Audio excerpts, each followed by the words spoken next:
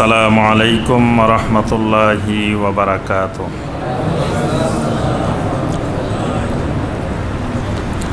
ইমাম আবু হানিফা রহমতুল্লাহ আলাই তার আকিদার কিতাবের নাম রেখেছেন কি?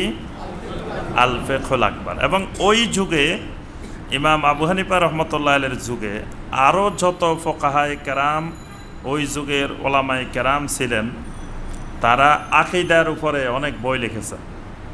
কারণ ওই সময় আকিদার উপরে সবচেয়ে বড় ধাক্কাটা আসছে। ওই ধাক্কা আল্লাহ পাক এই সমস্ত ওলামায়ে কেরামদেরকে দিয়ে এই ধাক্কাগুলো মোকাবেলা করাইছেন।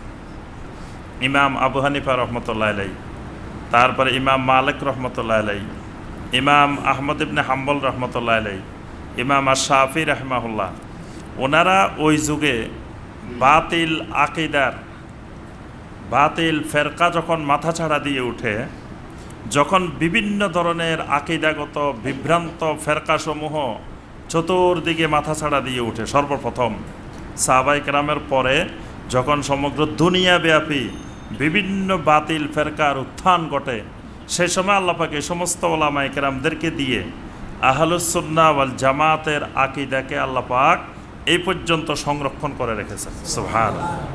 আহলুস সুন্নাত ওয়াল জামাতের আকিদা মানে কাদের আকিদা? সাহাবায়ে কেরামের আকিদা। এটা অনেকে বুঝে না। সালাফ মানে কারা? সালাফ সাহাবায়ে কেরাম। সালাফি বলতে বোঝানো হয় সাহাবায়ে কেরামের আদর্শের অনুসারী। সাহাবায়ে কেরামকে যারা অনুসরণ করেন তারাই সালাফ। তো সমস্ত মুসলমানই তো সালাফি, কি বলেন? কোনো মুসলমান যদি কয় না আমি সাহাবায়ে কেরামকে মানি না, সাহাবায়ে কেরাম অনুসরণ করি না, তার তো ঈমানে থাকে না। সালাফ, সমস্ত মুসলমানই সালাফদেরকে ফলো করবেন, এটাই মুসলিমদের উপরে আল্লাহ পাক ফরজ করে দিয়েছেন। সূরা তাওবার 100 নম্বর আয়াতে আল্লাহ পাক বলছেন, ওয়াস-সাবিকুনাল আউয়ালুনা মিনাল মুহাজিরিনা ওয়াল আনসার ওয়াল্লাযীনা তাবাউহুম বিইহসান। আল্লাহ পাক প্রথম সাহাবায়ে কেরামদের কথা বলেন, ওয়াস-সাবিকুনাল আউয়ালুন মিনাল মুহাজিরিনা ওয়াল আনসার। মুহাজির এবং আনসাররা হলেন সাবিকুনাল আউয়ালুন, তারা হলেন সবচেয়ে অগ্রগামী দল, জান্নাতের অগ্রগামী দল। সুবহানাল্লাহ। আর কারা জান্নাতি? ওয়াল্লাযীনা তাবাউহুম বিইহসান, যারা ওই আনসার আর মুহাজিরদেরকে ইহসানের সাথে ইত্তেবা করবে। ওই সাহাবায়ে কেরামের যারা ইত্তেবা করবে, খালি ইত্তেবা করলে হবে না, ওয়াল্লাযীনা তাবাউহুম বিইহসান, ইহসানের সাথে ইত্তেবা করতে হবে। এই ইহসানের সাথে যারা ইত্তেবা করে, এটাকে বলা হয় মানহাজুস সালাফ, এটাকে বলা হয় আকিদাতুস সালাফ। সাহাবায়ে কেরামের আকিদাকে ফলো করা ইহসানের সাথে, সাহাবায়ে কেরামের মানহাজকে ফলো করা ইহসানের সাথে।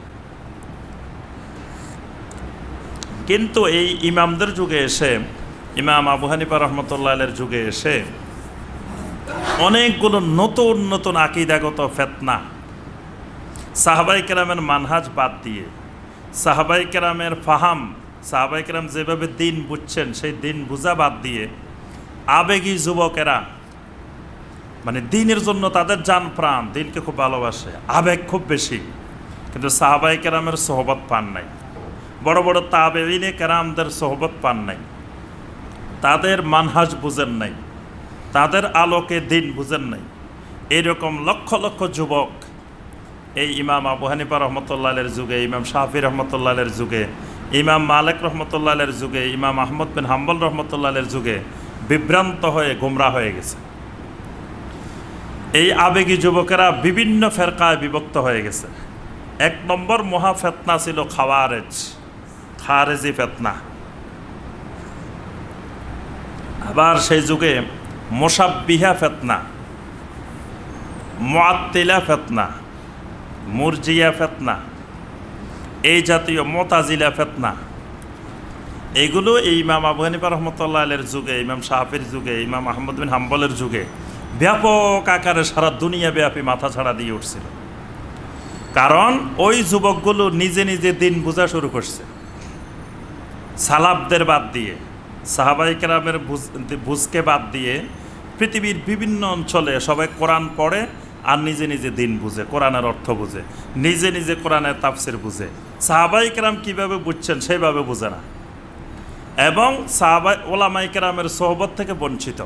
মানে প্রথমে তারা ওলামাই কেরামের প্রতি একটা বিদ্বেষ তাদেরকে তৈরি হয়ে গেছে, যে ওলামাই কেরামেরা আসলে এদেরকে দিয়ে কাজ হবে না, এরা জেহাদ করে না, এরা মানে গরম গরম উস্কানিমূলক বক্তব্য দেয় না, এরা ঠান্ডা আওয়াজ করে, ঠান্ডা কথা বলে, এইসব আলেম দিয়ে সমাজে কিচ্ছু হবে না।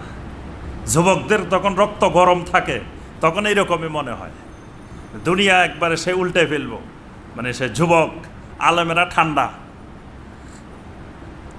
তখনই সে নিজে নিজে দিন বোঝা শুরু করছে। কোরআনে কারিমের জেহাদের আয়াতগুলো সে পড়তেছে আর বুঝতেছে। আর ওলামাই কেরাম বা সাহাবাই কেরাম কীভাবে বুঝছে সেই বুঝকে তারা বাদ দিয়ে দিছে। বাদ দিয়ে মহা ফেতনা, দুনিয়াব্যাপী খারেজি ফেতনা, খাওয়ারেজ ফেতনা তখন এই যুবকদের মধ্যে আত্মপ্রকাশ করে। খারেজি ফেতনা, খারেজি ফেতনা এত ভয়ঙ্কর যে খারেজিরা তখন জেহাদের নাম দিয়ে সন্ত্রাস সৃষ্টি করেছে। খাওয়ারেজ ফেতনা, নাম হইল জেহাদ, কিন্তু কাজ হইল সন্ত্রাস। কারণ জেহাদ হয় মুশরিকের বিরুদ্ধে, কাফেরের বিরুদ্ধে, কিন্তু তারা মুশরিক কাফেরের বিরুদ্ধে জেহাদ না করে তারা মুসলমানের বিরুদ্ধে জেহাদ করছে। মুসলমানের বিরুদ্ধে কোনোদিন জেহাদ হয় না, মুসলমানের বিরুদ্ধে হয় সন্ত্রাস। তারা ওসমান ইবনে আফফান রাদিয়াল্লাহু তাআলা আনহুর মতো সাহাবী, জান্নাতি সাহাবী, সার্টিফিকেট প্রাপ্ত সাহাবী, সেই সাহাবীকে খারেজিরা কাফের বানাই দিছে। নাউজুবিল্লাহ। কাফের বানায় ওসমান রাদিয়াল্লাহু তাআলা আনহুকে তারা হত্যা করছে। তা একজন সাহাবীকে হত্যা করা, এটা কি জিহাদ নেই? এটা তো সন্ত্রাস। তারপরে আলী রাদিয়াল্লাহু তাআলা আনহুর মতো সাহাবী, সেই সাহাবীকেও তারা এই খারেজিরা, খাওয়ারেজেরা কাফের বানাইছে, কাফের বানায় তাকে হত্যা করছে। মুআবিয়া রাদিয়াল্লাহু তাআলা আনহুর মতো সাহাবী, কাতেবে ওহী, তাকে এই খারেজিরা কাফের ফতোয়া দিছে। অর্থাৎ এই খাওয়ারেজ ফেতনা মাথাচাড়া দিয়ে উঠছে দিন নিজে নিজে বুঝার কারণে, আবেগ বেশি হওয়ার কারণে। আবেগ সংবরণ করতে পারে না এই যুবকেরা, তখন খারেজি ফেতনার আবির্ভাব ঘটে। খারেজি ফেতনার মূল প্রতিপাদ্য বিষয় হলো যে জেহাদ ফরজে আইন। কিন্তু আহলুস সুন্নাহ ওয়াল জামাতের আকীদা হলো জেহাদ ফরজে কিফায়া। এটা ভালো করে খেয়াল রাখবেন। মানে কথাগুলো বলার কারণ হলো আজকেও সারা দুনিয়া ব্যাপী আবার সে খারেজি ফেতনা, মুতাজিলা ফেতনা, মুরজিয়া ফেতনা, এগুলো মুআত্তিলা ফেতনা, মুশাব্বিহা ফেতনা আবার মাথাছাড়া দিয়ে উঠতেছে। এই যুগেও যদি আমরা সতর্ক না হই সে আবু হানিফা রাহমাতুল্লাহ আলাইহির যুগের মতো, তাহলে কিন্তু আমরাও সে ফেতনার মধ্যে পড়ে যেতে পারি। এজন্য খারেজি ফেতনার মূল প্রতিপাদ্য বিষয় হলো জিহাদ। তারা বলে যে জিহাদ ফরজে আইন। কিন্তু আহলুস সুন্নাহ ওয়াল জামাতের সকল সাহাবাই কেরাম, তাবেঈন কেরাম, তাবেঈন কেরাম, আইম্মাই কেরাম সবার মত হলো জিহাদ ফরজে আইন না, জিহাদ ফরজে কিফায়া। খারেজিদের কথা হলো নামাজ পড়তে গেলে যেমন কারো অনুমতি লাগে না, জিহাদ করতে গেলে কারো অনুমতি লাগে না।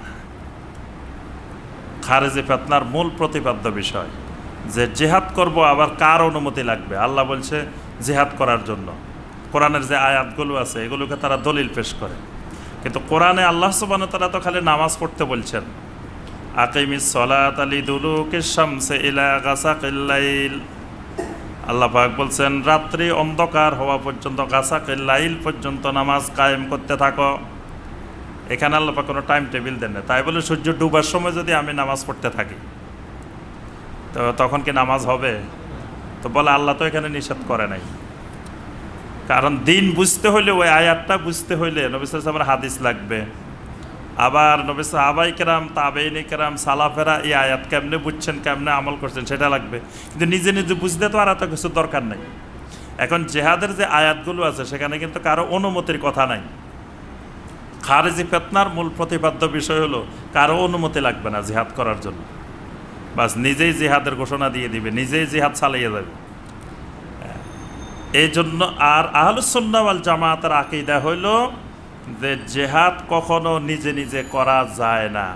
জেহাদ মুসলিম শাসকের অনুমতি ছাড়া মুসলিম শাসক দিনদার হোক, ফাসেক হোক, ফাপি হোক, ভালো হোক, মুসলিম শাসকের অনুমতি ছাড়া জিহাদ করা যায় না।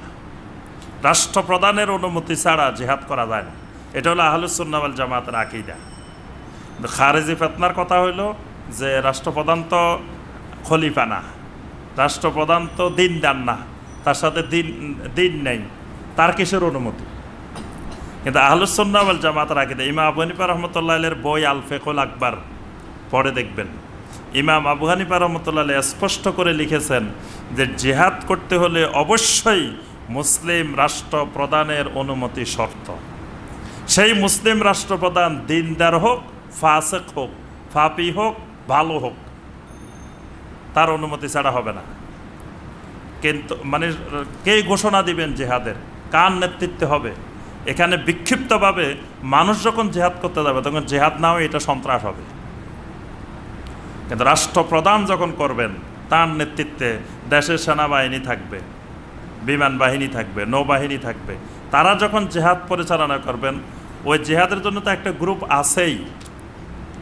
মুসলিম রাষ্ট্রের সেনাবাহিনী, নৌবাহিনী, বিমান বাহিনী এদেরকে তো রাখাই হয়েছে জিহাদের জন্য।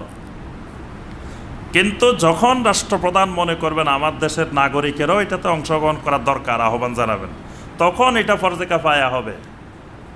নবী সাল্লাল্লাহু আলাইহি ওয়াসাল্লাম অনেক সাহাবীরা জিহাদ করতে আসছেন, জিহাদ করতে দেন নাই, বলছেন যে বাবার খেদমত করো, মায়ের খেদমত করো, অনেককে পাঠাই দিয়েছেন।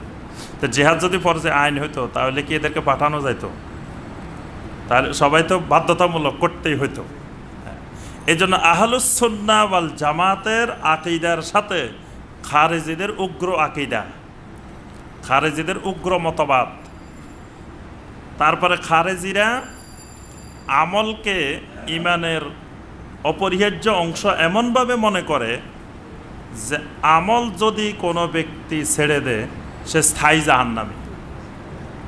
খারেজি মতটা এত উগ্র মত যে কোনো ব্যক্তি যদি আমল ছেড়ে দেয় তাহলে তার ইমানে নাই, সে জাহান্নামে যাবে স্থায়ীভাবে।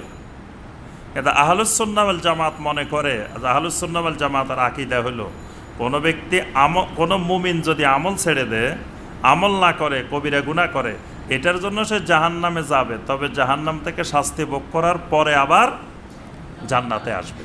কিন্তু খারেজিদের মতে আর জান্নাতে আসবে না। সে যদি কোনো কবিরা গুনাহ করে সে একবার ইসলাম থেকে বের হয়ে যাবে। কিন্তু আহলুস সুন্নাহ ওয়াল জামাত এই মতে বিশ্বাস পোষণ করে না। আরেকটা এই ফিতনা হলো খারেজি ফিতনা। আরেকটি বড় ফিতনা হলো মুতাজিলা ফিতনা। মুতাজিলা ফিতনা হলো নকলের থেকে আকলকে প্রাধান্য দিবে, ওহী থেকে আকলকে প্রাধান্য দিবে, যুক্তিকে প্রাধান্য দিবে। এই ফিতনাও মারাত্মক, কারণ ইসলামের প্রত্যেকটা বিষয়কে যদি আমরা আকলের সাথে মিলাই, যুক্তির সাথে মিলাই, অনেক জিনিসের যুক্তি আমাদের বুঝে আসবে না। তা আমাদের যদি বুঝে না আসে তাহলে কি সেটা বাদ? আমাদেরকে আল্লাহ পাক ইলম দিয়েছেন সামান্য, ওয়ামা উতীতুম মিনাল ইলমি ইল্লা কলিলা, সামান্য ইলম আল্লাহ পাক আমাদেরকে দিয়েছেন। সামান্য ইলমে ওই দ্বীনের বিষয়টার যুক্তি আমার বুঝে আসতেও পারে, নাও আসতে পারে। কিন্তু মুতাজিলার কথা হলো যে মানে আকল আগে নকল পরে, যুক্তিতে বুঝে আসতে হবে। এটা আরেক মহাফিতনা, যে যুক্তি দিয়ে ইসলামকে বোঝা। এই ফিতনাও বর্তমানে দুনিয়াতে ছড়াই পড়তেছে আবার, যে এখন অনেক এরকম নতুন নতুন ফিতনা বের হচ্ছে যে আকল দিয়ে, যুক্তি দিয়ে দিন বুঝতে হবে। হাদিস যেটা যুক্তিতে বুঝে আসবে না সেটা মানা যাবে না, সেটা বাদ। যুক্তিতে বুঝে আসতে হবে, যুক্তিতে না মিললে হাদিস সেটা বাদ, আয়াত সেটার বাদ। তারপরে নাসেখ মানসুখ অস্বীকার করা। আল্লাহ পাক স্পষ্ট বলছেন, মা নানসাখ মিন আয়াতিন আও নুনসিহা নাতি বিখাইরিম মিনহা। আমি আল্লাহ যখন কোনো কিছু না মানসুখ করি তার থেকে আরও উত্তম বিষয় নিয়ে আসি। যেখানে আল্লাহ পাক নিজেই নাসেখ মানসুখের কথা বলছেন, ওলামায়ে কেরাম নাসেখ মানসুখের উপর বড় বড় কিতাব যুগে যুগে লিখে গেছেন, সেখানে মুতাজিলা ফিতনা নাসেখ মানসুখকে অস্বীকার করে। এরকম অসংখ্য মতবাদ, মুতাজিলা মতবাদ পৃথিবীতে আবার মুতাজিলার নামে না, কিন্তু মুতাজিলার ওই আকীদাগুলো আবার বিস্তার লাভ করতেছে। আরেকটি ফিতনা হলো মুনকিরিনে হাদিস, হাদিস অস্বীকার করার ফিতনা। বর্তমানে সারা দুনিয়াব্যাপী ভিতরে ভিতরে গোপনে গোপনে এরকম একটা ফিতনা চলতেছে যে হাদিস মানা যাবে না, খালি কোরআন মানায় যথেষ্ট। তারা নিজেদেরকে আহলে কোরআন পরিচয় দিয়ে থাকেন, বলেন যে শুধু কোরআন মানলে যথেষ্ট, হাদিস মানা যাবে না। নাউজুবিল্লাহ। হাদিস তো ওহিরই অংশ।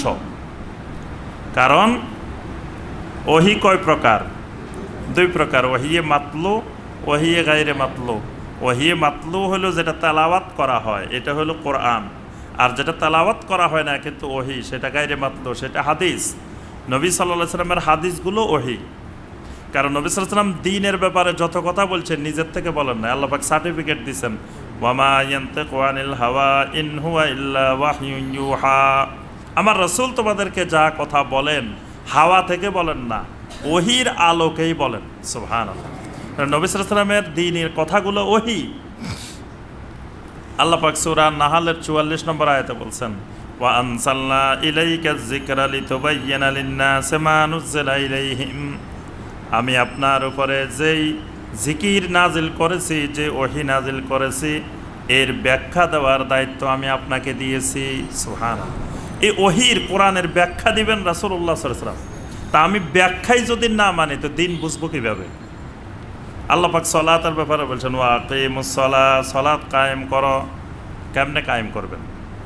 যদি হাদিসের দিকে না যান, আপনি নামাজ কায়েম করতে পারবেন, সিয়াম পালন করতে পারবেন, হজ করতে পারবেন, কোনো ইবাদত তো করা যাবে না। এই ফিতনা বর্তমানে মাথা ছাড়া দিয়ে উঠতেছে। অনেকে বলতেছে যে শুনেন ভাই, হাদিসে কিন্তু অনেক ভেজাল ঢুকে গেছে, হাদিসের মধ্যে সহি আছে, দঈফ আছে, জাল আছে, সুতরাং এটা ভেজাল যাতে বাদে দিয়ে দেন। এটা ওহি অস্বীকার করা ঈমান হারানোর নামান্তর। এই ফিতনা সম্পর্কে খুব সজাগ থাকবেন। কয়টা ফিতনা বলছি?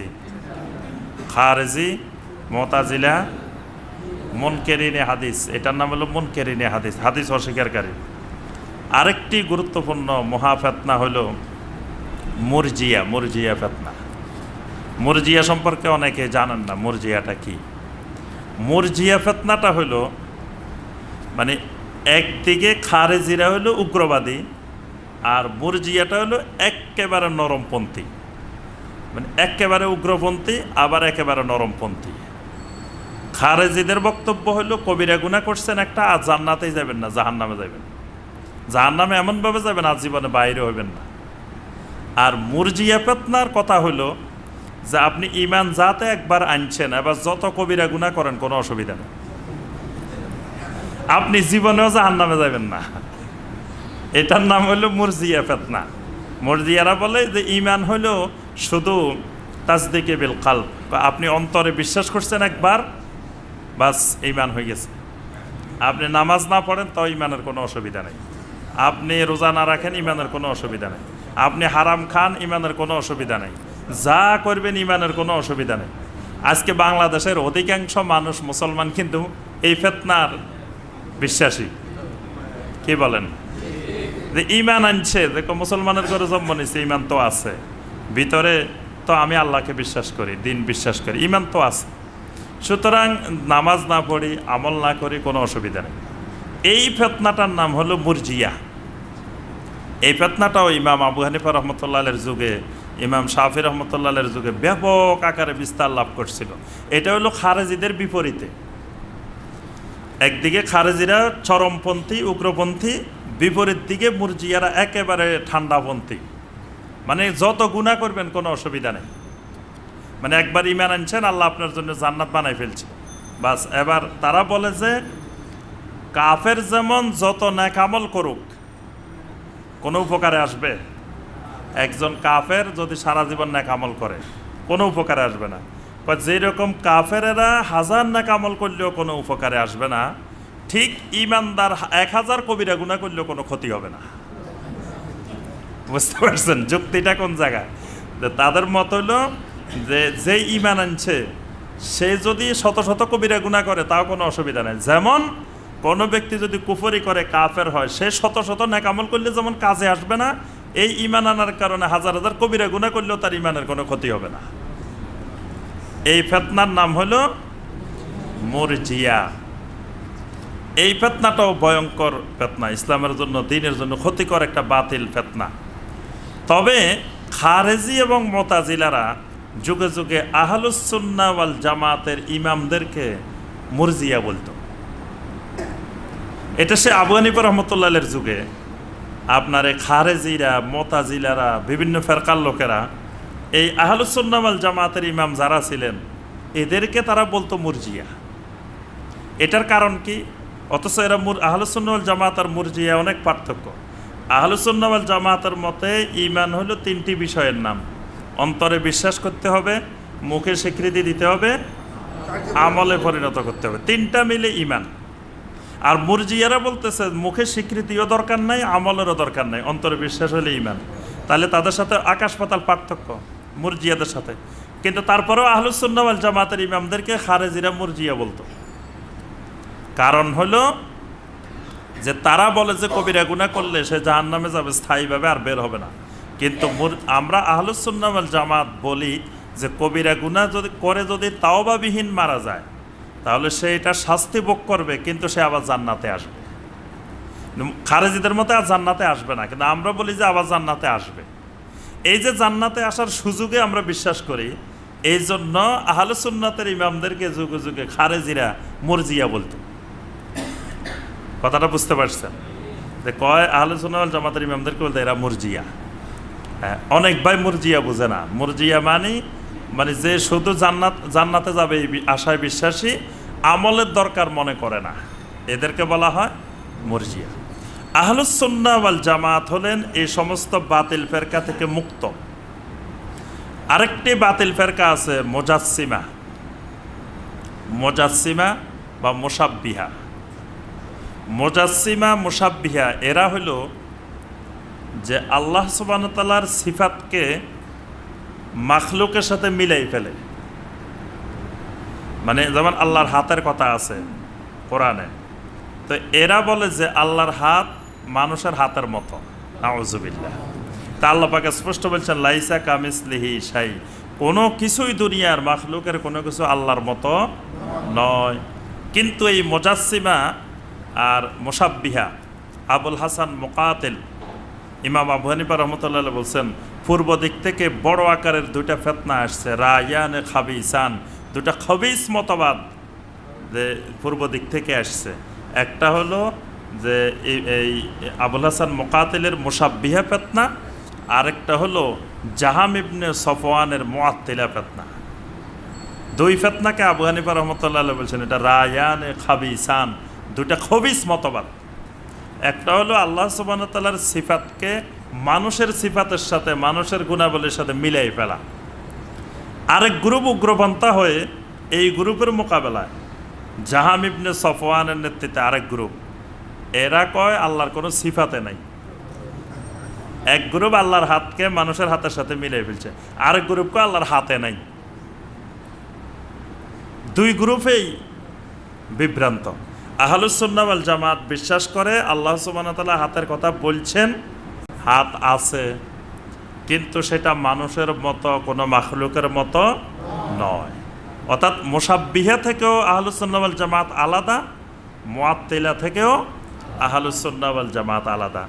আহলুস সুন্নাহ ওয়াল জামাতের আকীদা হলো আল ইস্তাওয়া মা'লুমুন ওয়াল কাইফু মাজহুলুন ওয়াল ঈমানু বিহি ওয়াজিবুন ওয়াস সুআলু আনহু বিদআতুন। এই চারটা কথা মনে রাখবেন ভালো করে। এটা আহলুস সুন্নাহ ওয়াল জামাতের আকীদা। ইমাম মালিক রহমতুল্লাহ সুন্দর করে এক বাক্যে চারটা কথা বলে আকীদাটাকে একেবারে স্পষ্ট করে দিয়েছেন। আল ইস্তাওয়া মা'লুমুন, আল্লাহ পাক বলছেন আরশে আরোহণ করেন। কিভাবে আরোহণ করেন? আল্লাহর ইস্তাওয়াটা, আরোহণ করাটা আমরা বুঝতে পারছি। ঠিক আল্লাহ বলছেন আল্লাহর হাত আছে, বাস আল ইয়াদু মা'লুম, আল্লাহর হাত এটা আমরা জানলাম। আল্লাহ বলছেন আল্লাহর চেহারার কথা, বাস আল ওয়াজহু মা'লুমুন, আমরা আল্লাহর চেহারা জানলাম। কিন্তু আল কাইফু মাজহুলুন, এটা ধরনটা কেমন এটা আমরা জানি না। আল্লাহর হাত কেমন আমরা জানি না, এটা মাজহুল। আল্লাহর চেহারা কেমন আমরা জানি না, মাজহুল। আল্লাহ পাক আরশে আরোহণ করেন, এটা মাজহুল। শেষ রাত্রে আল্লাহ পাক নেমে আসেন, এটা মাজহুল। বাস ওয়াল ঈমানু বিহি ওয়াজিবুন, আল্লাহ পাক যেভাবে বলছেন আয়াতে, নবী সাল্লাল্লাহু আলাইহি ওয়াসাল্লাম যে হাদিসে, সহিহ হাদিসে যেভাবে বলছেন সেইভাবে ঈমান আনাটা ওয়াজিব। ওয়াস সুআলু আনহু বিদআতুন, এটার ধরন সম্পর্কে এটার প্রক্রিয়া সম্পর্কে, এগুলো সম্পর্কে প্রশ্ন করা, এটা হলো বেদাত, মানে এটা জায়েজ নাই। তাহলে আহলুস সুন্নাহ ওয়াল জামাত এই সমস্ত খাওয়ারেজ, খারেজি, মুতাজিলা, তারপরে আপনার মুনকেরিনে হাদিস, তারপরে এই মুরজিয়া, তারপরে আপনার মুশাব্বিহা, মুআত্তিলা, এই সমস্ত ফেরকা থেকে মুক্ত আহলুস সুন্নাহ ওয়াল জামাতের আকীদা। এজন্য বর্তমানে আমরা আকীদার জ্ঞান নাই মুসলিমদের মধ্যে। এজন্য আজকে সারা দুনিয়া ব্যাপী সহি আকীদার আন্দোলন, সহি আকীদার আন্দোলন এই জন্যই, কারণ বিভিন্ন বাতিল আকীদা আবার সারা দুনিয়াতে মুসলিমদেরকে বিভ্রান্ত করার জন্য পূর্বেকার যুগের মতো নতুন নতুন সে খারেজি চিন্তাধারা, মুতাজিলা চিন্তাধারা, মুরজিয়া চিন্তাধারা, এগুলো আবার পৃথিবীতে বিস্তার লাভ করতেছে। কিন্তু এই সবগুলো থেকে মুক্ত হয়ে আমাদেরকে কোন আকীদায় আসতে হবে? আহলুস সুন্নাহ ওয়াল জামাতের আকীদা। আহলুস সুন্নাহ ওয়াল জামাতের আকীদার জন্য ইমাম আবু হানিফা রাহমাতুল্লাহ আলাইহির বই যেটা আল ফিকহুল আকবার, ইমাম আবু হানিফা রাহমাতুল্লাহ আলাইহিকে আমরা শুধু ফিকহের ইমামে বিশ্বাস করি না, তিনি ইমামুল ফিকহ, ইমামুল আকীদা। আজকে দেখা যায় কোনো কোনো ভাই ইমাম আবু হানিফার বেশি বক্ত সাজছে, মানে ইমাম আবু হানিফা রাহমাতুল্লাহ আলাইহির এত বক্ত মনে হয় যে খালি তারাই পৃথিবীতে ইমাম আবু হানিফা রাহমাতুল্লাহ আলাইহিকে সম্মান করে, আর কেউ সম্মান করে না। তারা ইমাম আবু হানিফা রাহমাতুল্লাহ আলাইহিকে বলে যে ইমাম আবু হানিফা রাহমাতুল্লাহ আলাইহি শুধু ফিকহের ইমাম, বলে যে বিভিন্ন ওয়াজ মাহফিলে বলে যে ইমাম আবু হানিফা রাহমাতুল্লাহ আলাইহি আমাদের ফিকহের ইমাম, আর ইমাম আবুল হাসান আল আশারি, আবু মনসুর মাতুরিদি, ওনারা হলেন আমাদের আকীদার ইমাম। কিন্তু আমরা মনে করি আবু হানিফা রাহমাতুল্লাহ আলাইহি আমাদের ফিকহেরও ইমাম, আকীদারও ইমাম। তাহলে যারা আবু হানিফা রাহমাতুল্লাহ আলাইহিকে আকীদারও ইমাম মনে করেন, ফিকহেরও ইমাম মনে করেন, তারা বেশি সম্মান করেন না তারা যাকে শুধু ফিকহের ইমাম মনে করেন তারা বেশি সম্মান করেন? এত সম্মানের পরেও অনেকে কয় যে আবু হানিফা রাহমাতুল্লাহ আলাইহিকে সম্মান করে না। ইমাম আবু হানিফা রাহমাতুল্লাহ আলাইহি আমাদের আকীদারও ইমাম, ফিকহেরও ইমাম, কারণ তিনি আহলুস সুন্নাহ ওয়াল জামাতের একজন আকীদার একজন শক্ত ইমাম, খালি ইমাম না, একজন শক্ত ইমাম। ওই শক্ত ইমামেরা ওই যুগে যদি আহলুস সুন্নাহ ওয়াল জামাতের আকীদা টিকিয়ে না রাখতেন, শক্ত করে হাল না ধরতেন, এজন্য আবু হানিফা রাহমাতুল্লাহ আলাইহির ফিকহের কিতাব আপনি পাবেন না, কিন্তু আবু হানিফা রাহমাতুল্লাহ আলাইহির আকীদার কিতাব পৃথিবীতে বিদ্যমান।